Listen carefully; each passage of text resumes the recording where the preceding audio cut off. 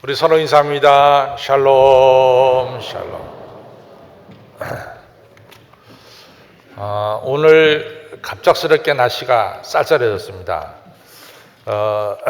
그런데 이제 평상시에는 그런 걸 못 느꼈는데 오늘 아침에는 날씨가 쌀쌀하니까 이렇게 몸이 약간 쪼그라드는 느낌이 들었어요. 근데 그런 느낌을 갖고 그래도 끝나면 좋은데 우리의 핏줄도 이 덩달아서 쪼그라들면 큰일 나는 거 아니냐 이런 생각이 들었습니다. 그래서 날씨가 갑자기 추워질 때 우리 건강하시기를 바랍니다. 건강 지켜야 될 줄로 믿습니다. 우리 옆 분들에게 건강하게 지내십시오. 서로 덕담을 좀 나누시기 바랍니다.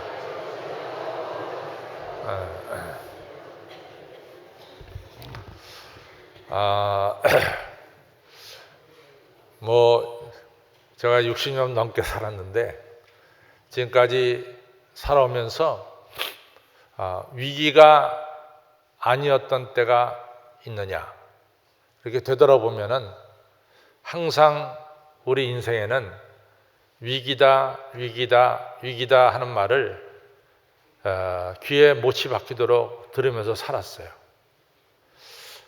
정말 지금은 위기가 아니야 이런 이야기는 별로 못 들은 것 같고 참 살기 어렵다, 위기다 이런 말은 수없이 들으면서 살았다 이렇게 생각이 듭니다. 근데 요즘에 와서 정말 위기가 실감이 되는 게 있어요. 그것은 뭐냐 하면은 여러분들 이 미국 군대가 강한 것은 왜 강하냐면은 미국 군대는 미국 군인들이 2차 대전 이후부터 지금까지 전쟁에 임하지 않은 군인들이 없었어요. 늘 있었어요. 그러니까 미국 군인들은 자기 땅에서는 전쟁 안 했지만은 남의 땅 가서 전쟁을 다 했어요. 그러니까 미국 군대가 전쟁 경험이 아주 풍부합니다. 자기 땅에서는 전쟁 안 하고 남의 땅 가서 전쟁하는 데에 대해서는 전쟁의 경험이 아주 풍부하죠. 사실 그런 미국이 무서운 거예요. 이 북한이 핵실험을 하고 미사일을 쏴대고 미련하게 미국 본토까지 우리가 공격할 수 있다 이런 얘기를 하니까 미국 지금 국회에서 또 미국 정치인들 사이에서 우리가 북한을 선제 공격할 수 있다 이런 얘기가 나옵니다. 굉장히 무섭고 두려운 이야기예요. 굉장히 무섭고 두려운 얘기입니다. 미국에서 폭탄을 한경도 이런 데다가 떨어뜨려 놓으면은 북한의 핵폭탄은 다 없어질지 모르지만 그 여파로 말미암아 북한의 수백만의 인구가 죽을 것이고 그 여파가 남한까지 미쳐서 서울에 살고 있는 여러분과 저에게는 전혀 피해가 없을 것이다 그렇게 생각하는 것은 망상입니다. 그건 절대로 100% 망상입니다. 우리나라 땅에 절대로 폭탄이 터져서는 안 됩니다. 이것은 절대로 터져서는 안 됩니다. 한반도 금수강산에 폭탄이 어느 곳에서든지 터져서는 안 됩니다. 그런 이야기 들을 때 좀 섬뜩해요.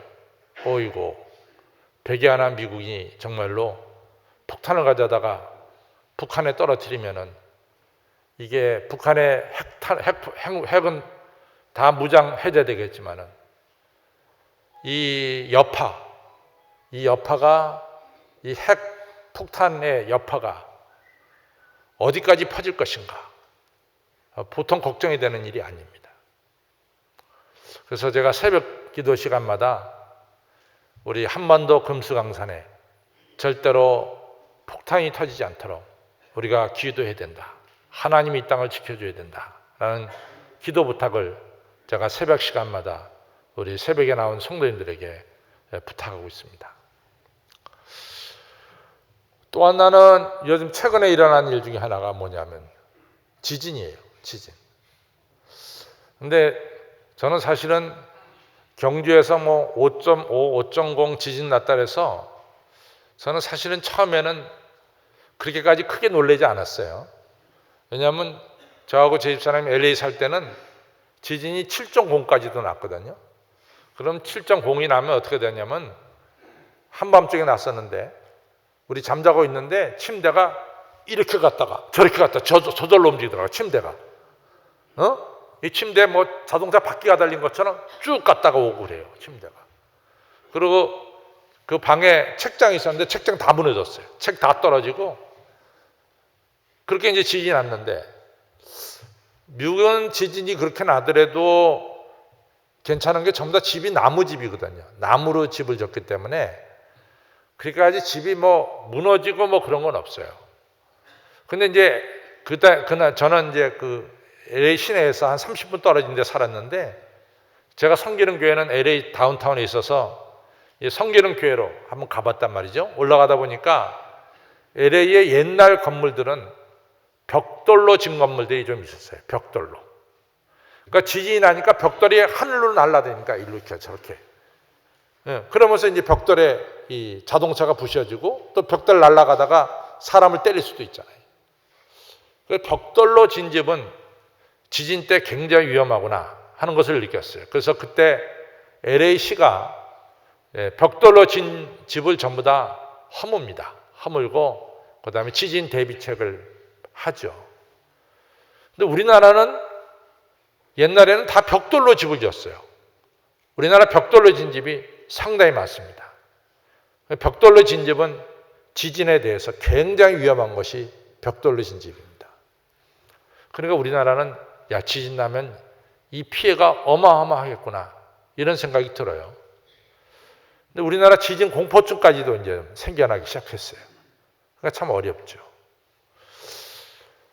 제가 이제 한식에 와서 우리 순장 공부 대원들하고 갔나, 우리 여신도의 대원들하고 갔나, 거제도 애강원을 간 적이 있어요. 거제도 애강원에 갔을 때 그 애강원 원장님께서 말씀하기를 거제도의 이 평균 소득이 서울하고 거의 비슷하다 이런 이야기를 합니다. 왜 그러냐면 거제도에 있는 아시다시피 대우, 이 조선, 삼성중공업 이런 데서 일하는 분들이 많은 소득을 얻기 때문에 거제도의 평균 수익이 괜찮다는 거예요.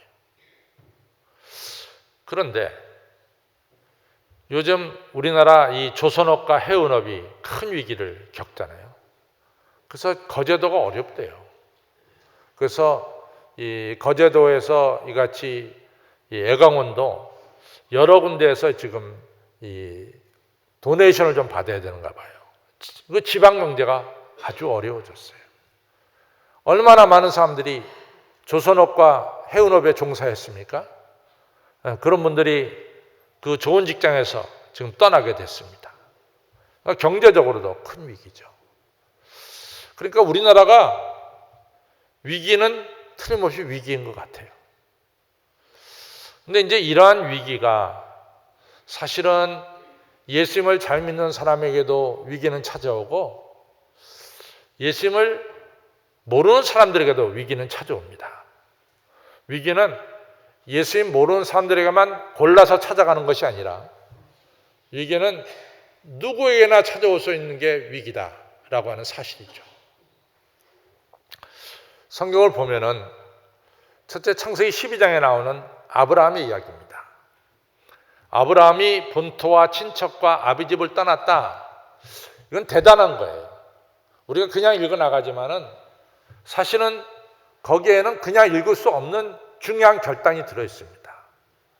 본토, 자기 지연, 친척, 자기 혈연, 아비집, 아비가 물려주는 유산, 아버지가 물려주는 유산, 자기가 세상에서 가질 수 있는 것들은 다 포기하고 지연을 떠나고 혈연을 떠나고 아버지가 물려준 유산을 떠나서 하나님이 지시하시는 새로운 땅으로 갔다.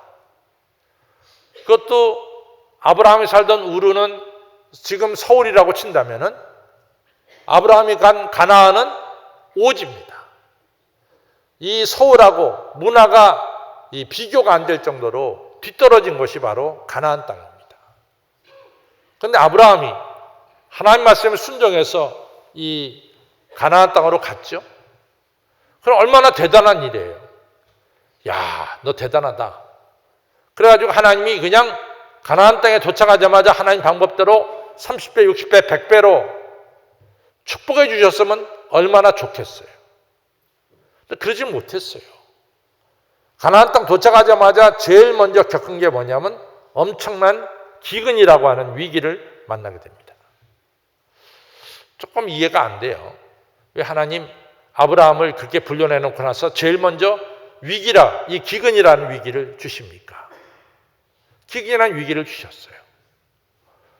또 이스라엘 백성들이 430년 동안 애굽에서 종살이 하다가 홍해바다 건너서 이제 광야로 들어갔습니다. 그래서 이제는 자유의 몸이 됐어요. 근데 3일 동안을 걸어도 물을 못 얻잖아요. 그리고 드디어 마라라는 곳에 가니까 우물이 있는데 물을 마셨더니 써서 못 마시는 거예요. 마실 수가 없어요. 그런 위기가 왔습니다. 또 예수님께서 오병이어로 5,000명을 먹이고 나서 많은 사람들이 예수님을 왕으로 세우려니까 예수님이 제자들에게 말합니다. 너희들은 배 타고 건너편에 가라. 배 타고 여기 있지 말고 배 타고 건너편에 가라. 제자들이 예수님 말씀에 순종해서 배 타고 건너편에 가다가 엄청난 풍랑을 만나잖아요. 위기를 만납니다. 그런 거 보면은 위기는 하나님을 잘 섬기는 사람들에게도 오고 하나님을 모르는 사람에게도 위기는 온다라고 하는 사실입니다. 위기는 우리의 일상 중에 하나다. 이것이 결론입니다. 그래요? 그렇지 않아요? 위기는 우리 일상 중에 한 부분입니다. 여러저나 위기 없는 삶을 기대해서는 안 될 것 같아요. 언제나 우리 일상 중에는 위기는 찾아온다라고 하는 사실입니다. 동의하세요? 동의하지 않으세요? 그럼 옆에 분들에게 위기는 일상이다. 위기는 일상 중에 하나예요. 근데 중요한 것은 위기에 대하는 자세예요. 호세아 13장 3절에 보면은 위기가 왔을 때, 이 광풍이 불 때 쭉정이는 다 날아가고 알곡은 안으로 쌓아 모여든다 이런 얘기를 해요. 광풍이라는 위기가 닥칠 때 이 가짜들, 쭉정이들은 다 날아간다는 거죠. 근데 알곡은 더 하나님께로 가까이 오게 된다 이런 얘기입니다. 실제로 보면은 저는 사무엘상 30장을 읽을 때마다 다윗의 마음을 조금은 이해할 수 있어요. 다윗의 마음을. 여러분들 고향을 떠난 이 나그네들, 고향을 떠나서 나그네 생활하는 사람들에게 있어서 물론 신앙이 제일 중요하겠죠. 근데 나그네 생활하는 사람들 중에서 가장 그 어느 때보다도 이 귀하게 여기는 게 뭔지 아세요? 가족입니다. 가족입니다.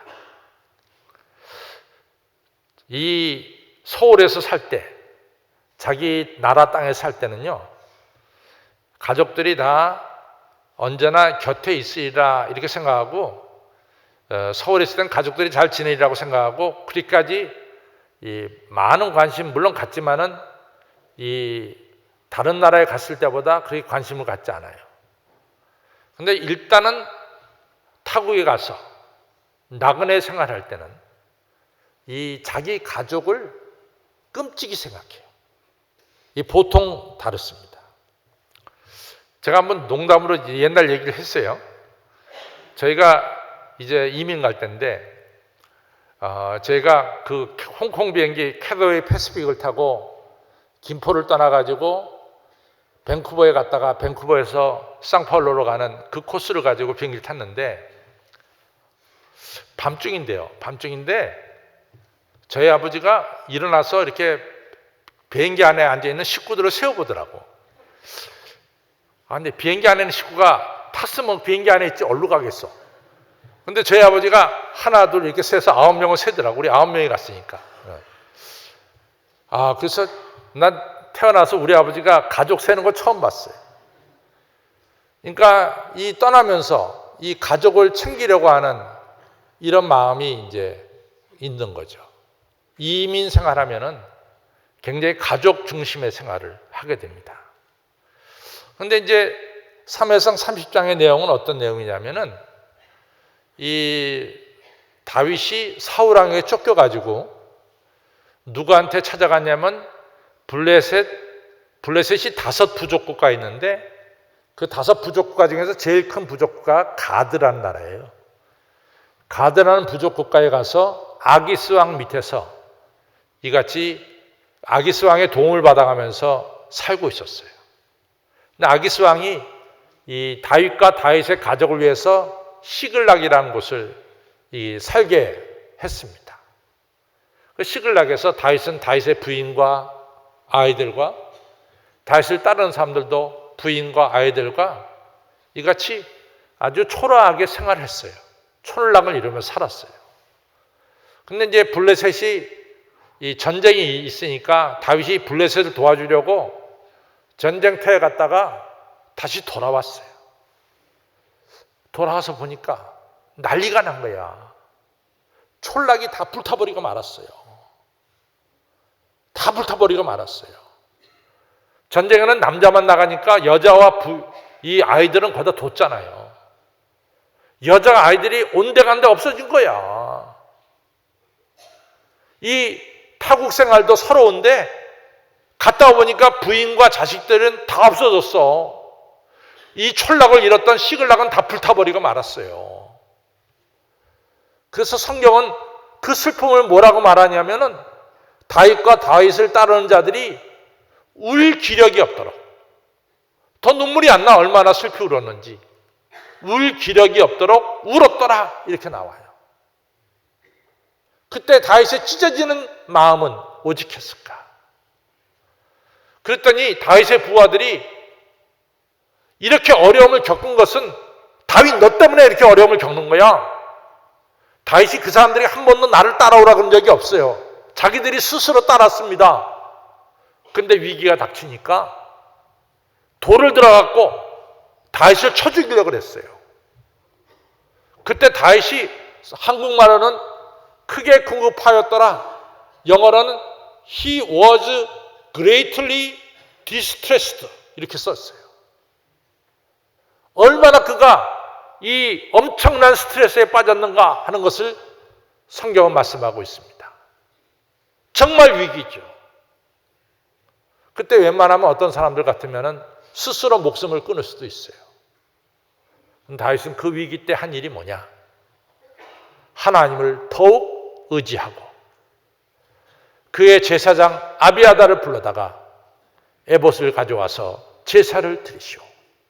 하나님께 예배를 드리시오. 그래서 예배를 드렸어요. 다윗은 예배 가운데 이렇게 하나님께 기도합니다. 하나님, 이 아말렉 도적들이 어디로 도망갔는지 모르지만은 제가 찾으러 나갈까요? 하나님이 찾으러 나가라. 그들을 내 손에 붙였다. 네 가족을 데려오게 하겠다. 하나님께 응답받고 나가는 것을 보게 됩니다. 핵심은 뭐냐? 위기 때 다윗은 하나님께 더 가까이 나아갔다. 이것이 결론입니다. 사울왕도 사무엘상 30장에서 28장에서 위기를 만나죠. 블레셋이 쳐들어왔어요. 사울도 이 위기 앞에서 어떻게 했느냐? 사울은 엔돌이라는 곳에 살고 있는 신접한 여인을 찾아갔습니다. 하나님께 간 것이 아니라 신접한 여인, 무당 아니면은 점치는 사람에게 찾아갔습니다. 위기에서 우리가 벗어날 겁니까? 위기에 어려움을 겪을 것입니까? 그것을 물으러 엔돌에 살고 있는 신접한 여인을 찾아갔다 그 말이요. 신접한 내일 너 죽어, 이 말을 했어요. 그 말 따라 이 사울은 그 다음날 전쟁에서 그와 그의 아들들이 다 죽는 참패를 겪고 말았습니다. 여러분, 위기 때 우리가 어떤 자세를 취하느냐, 이게 중요합니다. 오늘 성경은 엄청난 위기를 말씀하고 있어요. 위기가 뭐냐?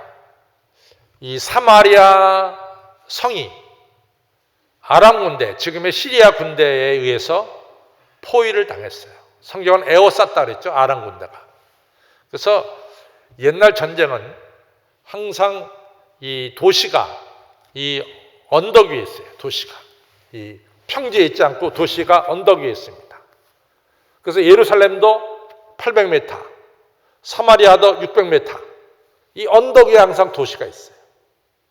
그래서 옛날에는 공군이 없었기 때문에, 육군밖에 없었기 때문에 이 지상에서 군대가 이렇게 올라오면 위에서 화살을 쏘고 돌을 던져서 적군을 물리쳤어요.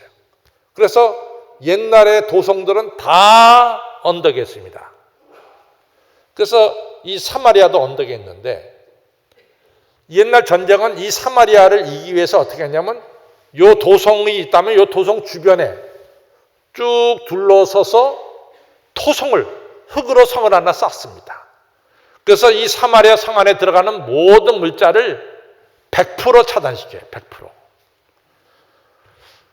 여러분들 기회가 되면은 예루살렘에 가서 보면은, 예루살렘에 가면 마사다라는 곳을 꼭 가요. 마사다. 저 따라하세요. 마사다. 마사다는 꼭 갑니다. 마사다에 가보면은 이 로마 군대가 마사다를 함락시킨 그 현장이 보존되어 있어요. 그래서 마사다에 올라가서 보면 마사다 주변에 로마 군대가 토성을 쌓은 게, 흙으로 성을 쌓은 게 아직도 그것이 남아 있습니다. 그래서 이렇게 전쟁을 했구나 하는 것을 우리가 지식을 얻을 수가 있어요. 그러니까 옛날 전쟁은 한 3년, 4년 가면 결정이 나. 왜냐하면 성 안에 아무것도 먹을 게 없을 때 그때는 항복하고 나옵니다. 그런데 지금 사마리아 성이 적어도 제가 보기에는 한 2년은 포위당한 것 같아요. 그러니까 성 안에 먹을 것이 다 끝이 났어요. 먹을 게 없어. 그래갖고 낙이 머리 하나에 80세겔. 여러분들이 이게 감이 잘 안 오잖아요. 낙이 머리 하나에 80세겔 어느 정도. 여러분들 아주 젊은 사람들 내가 노예로 사잖아요. 20세겔이에요. 20세겔. 젊은 사람 하나를 내 종으로 사는데 20세겔이에요. 그 사람 평생 그 사람의 종이 되는 거예요. 낙이 한 머리 하나에 사람 4명 값이 돼버렸다고. 이게 엄청나게 지금 천정부지로 가격이 오른 거예요. 하푼테라는 건 뭐냐면 완두콩 같은 것이 요런데 요런데 들어있는 하푼테가 완두콩이 은 5세겔이야. 어마어마하게 비싸진 거죠. 성 안에 먹을 것이 없으니까. 그렇게 먹을 것들이 천정부지로 올랐어요. 근데 거기서 끝나는 게 아닙니다. 저는요, 오늘 이 사무엘하 이 열왕기하 6장을 처음 읽었을 때 제 느낌이에요.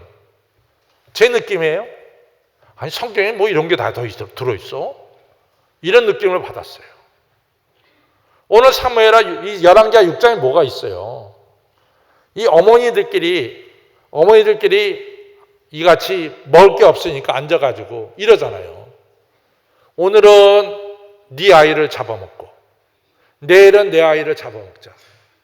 이게 오늘 성경에 나온 거예요. 엄마가 자기가 낳은 자식을 잡아먹자는 얘기가 오늘 나오는 거예요. 이게 어디에? 거룩하다고 말하는 홀리 바이블에 성경에 나오고 있어요. 그 실제로 아이를 잡아먹었어요. 근데 그 다음날 다른 어머니 아이를 잡아먹어야 되는데 그 어머니가 그 아이를 감췄어요. 여러분, 사마리아 성내 위기가 보통 위기가 아니에요. 그렇죠? 이같이 먹을 것이 말이지 없어지니까 보통 위기가 아닙니다. 그같이 위기가 닥친 거죠. 이렇게 되니까 이제 난리가 났잖아요. 난리가 났습니다. 이렇게 되니까 이 왕한테 이제 이 여인이 따지기 시작하죠. 왕이요, 어제는 우리 아이 잡아먹고 내일은 저 아이 잡아먹기는 저 여자가 아이를 감췄습니다. 어떻게 하면 되겠습니까? 이걸 왕에게 물어본 거죠. 이처럼 엄청난 위기 앞에서 오늘 성경은 세 종류의 대처 방법이 나옵니다. 위기 앞에 세 종류의 대처 방법.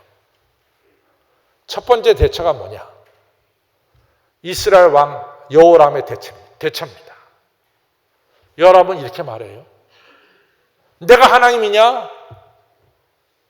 내가 하나님이냐? 내가 하나님이 아닌데 어떻게 포도원에서 포도를 주며 이 감람나무에서 감람을 주며 밭에서 식물을 줄 수 있느냐? 하나님이 이 재앙을 내리셨는데 난들 어떡하냐? 그러니까 이 모든 원인은 누구에게 있느냐? 하나님에게 있다. 이렇게 얘기한 거예요. 하나님에게 핑계를 돌리고 있습니다. 또 뭐라고 말하냐면 지금까지 엘리사의 머리가 붙어 있어? 머리에 붙어 있으면 내가 당장 엘리사를 죽일 거야. 오늘 이 위기가 어디서 왔느냐? 엘리사 선지자로부터 왔다. 이렇게 얘기한 거예요. 실제로 위기는 어디에서 왔느냐? 여호람 왕이 하나님의 은혜를 엄청나게 받았어요. 그동안도. 근데 하나님을 떠나서 우상을 섬기는 거야. 하나님의 은혜와 축복을 엄청나게 받았어. 그럼 그 은혜와 축복에 감사해서 하나님을 더 섬겼어야지. 하나님을 떠나 산 거예요. 계속해서 바알과 아세라를 섬기고 하나님을 섬기며 혼합적인 신앙을 가진 거지.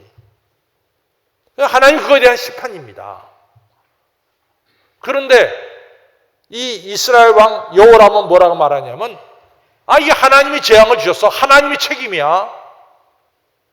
아니 엘리사가 어딨어? 선지자가 돼가지고 말이지. 이 어려움을 갖다가 해결도 못해? 엘리사의 머리에 붙어있으면 내가 당장 엘리사의 목을 칠 거야? 이렇게 된 거지. 위기가 닥쳤을 때 모든 원인은 다 하나님, 목사님, 누구 이런 사람들에게 다 돌리는 거야. 이게 바로 이 여호람의 자세입니다. 그 다음에 선지자 엘리사가 나오죠. 선지자 엘리사는 이 문제를 어떻게 해결하느냐? 오늘 7장 1절에 이런 이야기를 합니다. 여러분들, 오늘은 우리가 굶어요. 오늘 우리가 먹을 게 없어서 굶습니다. 그러나 내일은 달라질 겁니다. 오늘은 우리가 어려움을 겪습니다. 그러나 내일은 우리 성문 앞에 곡식이 산더미처럼 쌓일 것이고 여러분들이 그 곡식을 가져가서 여러분들이 먹을 수 있게 됩니다. 오늘은 힘든 날이고 오늘은 고생스러운 날이고 오늘은 굶는 날이지만은 내일은 배부른 날이 될 것입니다. 선지자 엘리사는 절대 절망 속에 빠진 백성들에게 산 소망을 증거하는 거죠. 너무나 위대한 엘리사의 이야기입니다.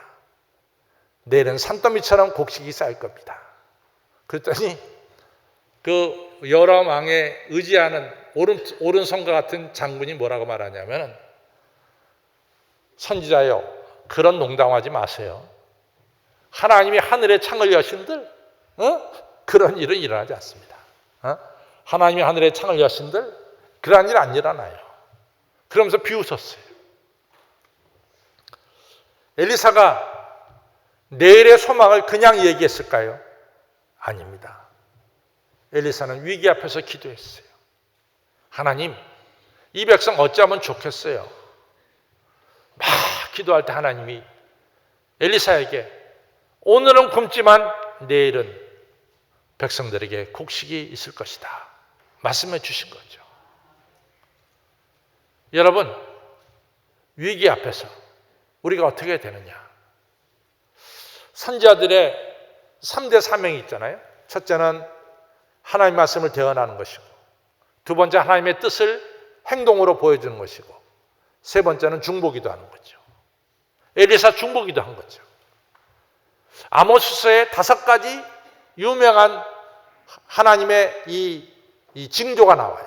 그 중에 하나가 이 이스라엘 백성들이 우상 섬기니까 하나님께서 황충을 보내서 곡식을 다 먹게 하겠다는 거예요. 그 징조를 갖다가 그걸 갖다가 환상을 5가지 환상인데 그 환상을 아모스 선지자에게 보여줬어요. 아모스 선지자 기도합니다. 하나님, 그러시면 안 돼요. 하나님, 이 백성은 연약합니다. 그러시면 안 돼요. 하나님, 황충을 보내서 곡식을 다 먹으면은 가난한 사람들은 어떻게 삽니까? 하나님, 그러시면 안 됩니다. 간절히 기도했어요. 하나님께서 아모스의 기도를 들으시고 뜻을 돌이켰잖아요. 이건 모세의 유명한 중보기도 아시잖아요. 모세가 시내산에 올라가서 이 율법을 받는 동안 산 아래에 있는 사람들이 금송아지 만들고 오기 잘했잖아요. 하나님 뭐라면 이 백성은 정말 목이 고다도 보통 고든 백성이 아니구나. 430년 노예 생활하는 걸 끌어다가 말이지 이렇게 자유를 줬는데 그래도 하나님을 떠나고 우상 섬기냐 말이야. 내가 이것들 다 진멸시키겠다. 그리고 모세야, 내가 너로 하여금 새 백성을 만들어 줄게. 모세가 하나님께, 하나님 그러시면 안 됩니다. 이 백성이 패역하더라도 그러시면 안 됩니다. 이 백성 살려주세요. 하나님 이 백성을 여기서 진멸시키면 사람들이 뭐라고 말하겠습니까? 하나님께서 하나님 백성들을 애굽에서 끌어내서 광야 산에서 모두 죽였다고 말하지 않겠습니까? 하나님 그러시면 안 됩니다. 이 백성을 살려주세요. 긍휼을 베풀어 주세요. 하나님이 모세 기도를 들으시고 뜻을 돌이켰잖아요. 여러분, 사도행전 27장에 뭐가 나옵니까?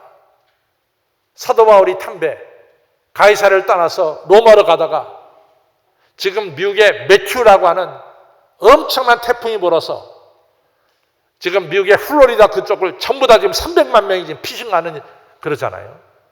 초대형 태풍이 불어가지고 유라굴라라고 하는 이 태풍이 불었잖아요. 사도 바울의 탐배가 10여일 동안 그냥 어둠 속에 지내는 거야. 아무도 못 먹고 지내는 거야. 그 배 안에 276명이 탔는데 다 죽게 생겼어. 사도 바울이 일어서서 말합니다.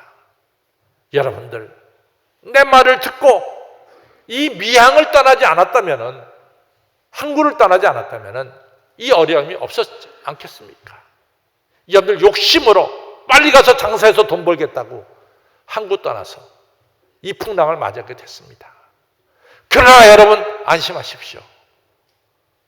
내가 믿는 하나님이 어젯밤에 나에게 나타나서 말씀하시기를 너와 함께한 276명 한 명도 머리카락 하나 상관없이 생명이 보존되리라고 말씀해 주셨습니다. 그러니 여러분 안심하시고 음식을 드세요. 안심하시고 음식을 드십시오. 우리가 여러 날 먹지 못하지 않았습니까? 배 안에 있는 음식을 드십시오. 우리가 다 살아납니다. 걱정하지 말고 드십시오. 나는 어제 내게 나타난 하나님의 말씀이 그대로 이루어질 줄을 저는 확신합니다. 그러니까 드십시오. 여러분들, 위기 앞에서 믿음의 사람들은 어떻게 했느냐? 소망을 줍니다. 다른 사람들에게 소망을 주는 거예요. 그리고 기도하는 겁니다. 세 번째로, 위기 앞에서 문둥병자는 어떻게 했느냐? 문둥병자는 사실은 사람들하고 같이 지낼 수가 없죠. 그럼 문둥병자는 성 밖에서 지냈어요. 그래서 성 안에 있는 사람들이 음식을 내다 주면은 그 음식 먹고 문둥병자가 살았어요. 근데 성 안에 음식이 하나도 없어. 사람까지 잡아먹는 판에 성 안에 무슨 음식이 있습니까? 그러니까 문둥병자는 역시 성 안에 있는 사람보다 더 배고파요. 이때 문둥병자 4명이 결론을 냅니다. 우리가 성 안에서 기대할 건 아무것도 없다. 그리고 여기에 우리가 가만히 앉아 있어도 죽을 것이다. 그러니 우리를 죽이러 온 저 아람 진영으로 가자. 거기는 곡식이 있지 않냐. 그 사람들이 우리를 죽여도 죽는 것이고 그 사람들이 우리를 불쌍히 여겨서 음식을 주면 먹는 것이고 여기 그냥 있다가는 죽는 것이다. 그러니까 이판사판이다. 가자. 그래가지고 4명의 문둥병자들이 그냥 아람 진영을 향해서 걸어가는 거예요. 근데 여러분 아시다시피 옛날 거지들은 항상 빼놓지 않고 가져가는 게 있어요. 뭘 가져가느냐? 냄비 같은 거 하나 가져가야 돼. 음식을 받아 먹어야 되니까. 저 옛날에 살 때 보면은, 어렸을 때 보면은 그 미군 그 버너에 데우는 거 있죠? 이게 뭐지? 그 깡통 하나 들고 다닌다. 그거 받으려고. 그냥 그걸 차고 가는 거지. 차고 걸어가니까 그게 털거덩 소리가 날 거 아니야. 그런데 그 소리가 말이지. 이 아람 진영 사람들 귀에는 뭐가 들렸냐면은 이 엄청난 탱크가 들어오는 소리가 들린 거야. 지금 말하면 어마어마한 탱크 소리가 들린 거야.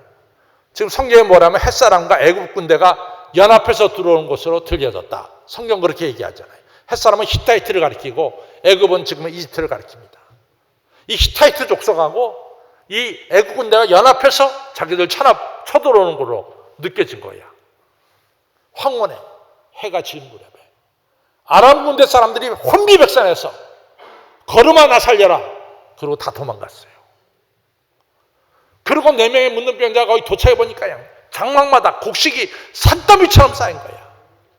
A란 장막에 가서 먹고 마시고 금은 이쪽 주머니에 있고 저쪽 주머니에 있고 B란 장막에 가서 또 먹고 마시고 금은 챙겨놓고 그러다 보니까 문둥병자들 머리에 싹 스쳐가는 게 있어. 야, 성 안에 있는 사람들은 굶어 죽는데 우리는 여기서 시컷 먹고 마시고 우리만 챙기고 우리 행동이 올바른 행동이 아니다. 이 동틀 때까지 만약에 이러면은 하나님이 우리에게 벌을 내리실 것 같아. 이 기쁜 소식, 이 복음의 소식을 성에 있는 사람들에게 전하러 가자. 그래서 4명의 문둥병자들이 걸음을 돌려서 성안에 가서 성에다 그 소식을 전했습니다.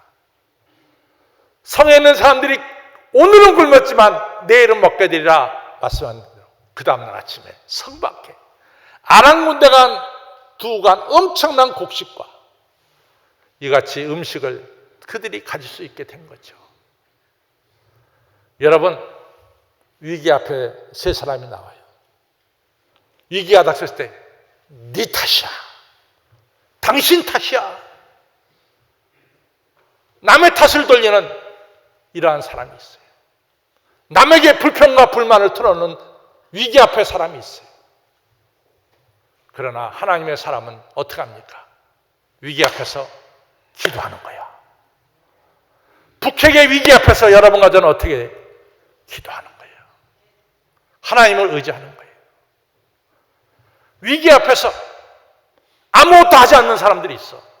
1달란트, 2달란트, 5달란트 받은 사람 중에 1달란트처럼 아무것도 하지 않아. 그러나 2달란트, 5달란트 받은 사람은 자기가 할 수 있는 최선의 일을 하는 거지. 그때 기적의 역사가 일어나는 겁니다. 성도 여러분, 오늘의 위기라면 여러분과 저는 어떻게 되겠어요? 기도해야죠. 두 번째 뭡니까? 내가 이 자리에서 할 수 있는 일, 최선을 다하는 거예요. 내가 할 수 있는 일을 최선을 다하는 거예요. 오늘은 여기까지만 해야 되겠어요. 더 할 얘기가 있지만은 시간이 많이 갔습니다. 기도하겠습니다. 하나님 아버지 감사합니다. 우리가 오늘 위기라 그러지만은 우리 하나님께서 오늘은 슬픔을 주시지만 내일은 기쁨을 주실 줄로 믿습니다. 오늘은 굶고 지내지만 내일은 좋은 음식으로 우리를 축복해 줄 줄로 믿습니다. 우리 하나님 아버지를 믿을 수 있는 믿음을 주시고 위기 앞에서 불평불만하는 자가 되지 않도록 막아주시고 위기 앞에서 하나님께 기도하는 기도의 용사들로 삼아주시고 내가 해야 될 일 최선을 다해서 잘 감당해내서 굶주림이 배부름으로 목마름이 시원한 생수가 솟아나는 축복의 역사로 바뀌는 하나님의 역사를 체험하는 저희 모두가 되게 하여 주옵소서. 예수님의 이름으로 감사하며 간절히 기도 올렸사옵나이다. 아멘.